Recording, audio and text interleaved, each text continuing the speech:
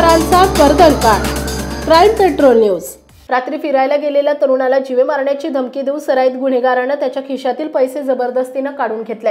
याबाबत शैलेश खंडागळे यांनी वारजे माळवाडी पोलीस ठाण्यात फिर्याद दिली आहे। तरुण पोलिसांनी ढेण्या उर्फ ओमकार चौधरी, अमन शेख, कुमार डोसे, जय भोंडेकर यांच्यावर गुन्हा दाखल केलाय। ढेण्या उर्फ ओमकार चौधरी याच्यावर 4 खुनाचा प्रयत्न, आर्म ऍक्ट असे 5 गुन्हे दाखल आहेत। याबाबत पोलिसांनी दिलेल्या माहितीनुसार फिर्यादी आणि त्यांचे दाजी महेश क्षीरसागर यांच्यासोबत मसोबा टेकडी येथे 8 फेब्रुवारी रोजी रात्री 10 वाजता वॉकिंगला गेले होते।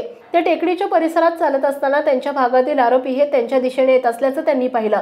तेव्हा ते घाबरून पळून जाऊ लागले। तेव्हा ढेण्या चौधरी याने दगड फेकून मारून जागीच थांबवण्यास सांगून पळून गेल्यास तर जीवे मारेन अशी धमकी दिली। त्यामुळे घाबरून ते जागीच थांबले। ढेण्या चौधरी याने त्यांच्यावर धारदार हत्यार उगारलं। कुमार डोसे आणि जय भोंडेकर यांनी फिर्यादीला पकडून त्यांच्या पॅन्टच्या खिशातील पाकिट तसेच पाकिटात असलेले 300 रुपये आणि आधार कार्ड हे जबरदस्तीने काढून घेऊन चोरी केली। वारजे माळवाडी पोलिसांनी जबरी चोरीचा गुन्हा दाखल केला असून पोलीस तपास करतायत।